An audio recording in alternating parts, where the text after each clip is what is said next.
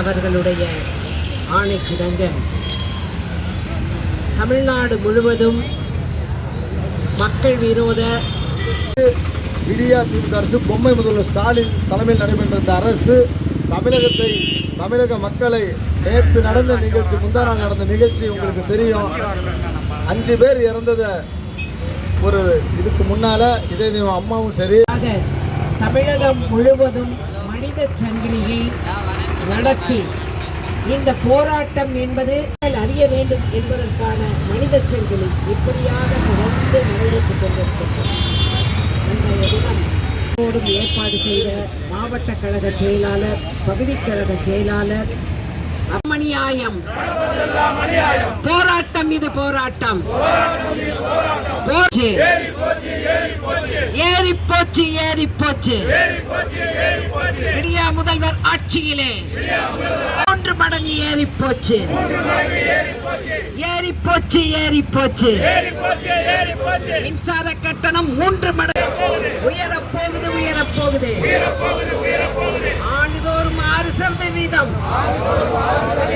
ஆண்டுதோறும் போகுது. இல்லை, பொருட்கள் இல்லை. ஏழை மக்கள் போய் நின்றால் ரேஷன் கடையிலே பொருட்கள் இல்லை. சட்டம் ஒழுங்கு சரியில்லை. பெண்களை காக்க வழி இல்லை. நீங்க எல்லாருமே மனசாட்சியோட பத்திரிகைகள் நீங்க பார்க்கணும்.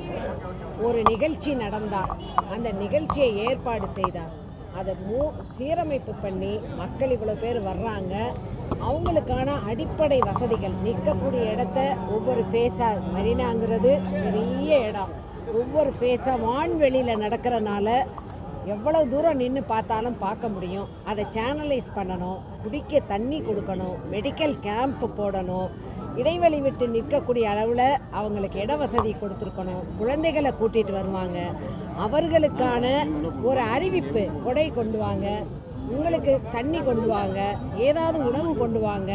நாங்களும் தண்ணி ஏற்பாடு பண்ணியிருக்கோம், மெடிக்கல் கேம்ப் ஏற்பாடு பண்ணியிருக்கோம். இருந்தாலும் நீங்கள் ஒரு தற்காப்பு முன்னெச்சரிக்கை நடவடிக்கையோடு வாங்க. எங்கே எத்தனை விளம்பரம் பண்ணுறாங்க, எத்தனை பேப்பர் விளம்பரம் பண்ணுறாங்க, ஏதாவது அது சம்பந்தமாக மக்களுக்கான செய்தியை தெரிவித்து உள்ளாட்சித்துறை அமைச்சரோ இல்லை முதலமைச்சர் அலுவலகத்திலேயோ இல்லை மேயர் மூலமாகவோ இல்லை அந்த சென்னை மாநகராட்சிக்கு உட்பட்ட சுகாதாரத்துறை அமைச்சரோ மற்றவங்களோ எல்லாமே பண்ணிட்டு செத்ததுக்கு பின்னாடி 5 லட்சம் கொடுக்கறது, அதுக்கப்புறமா இது நடக்காமல் தவிர்த்திருக்கலாம் பேசிக்கிறது, இவங்க உட்காந்துருக்க மேடையில் மட்டும் ஏசி வசதி போட்டு உட்காந்துக்கிட்டு கண்டு கழிக்கிறது, பின்னாடி குற்றுயிரும் குடையுருமா குழந்தைகளை வச்சுக்கிட்டு போக முடியாமல் தவிக்கிறத கண்கூடாக பார்க்குறத மக்கள் பார்த்துக்கிட்டு இருக்காங்க. அநியாயத்திலும் அநியாயம்.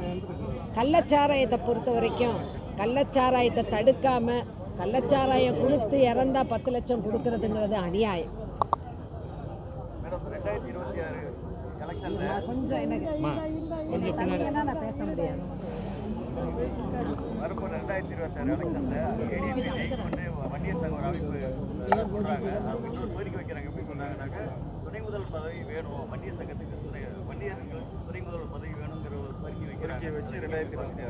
அதாவது அவங்க சொன்ன செய்தியை நீங்கள் சொல்லி நான் தெரிஞ்சுக்கிட்டேன், நான் பார்க்கல.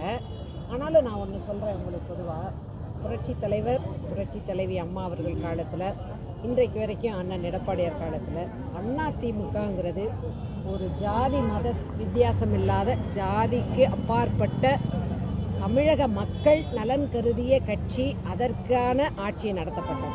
இது மாதிரியான கோரிக்கைகளை பொதுச் செயலாளரும் மற்ற மூத்த அமைச்சர்களும் என்னங்கிறது முடிவு பண்ணுவாங்க.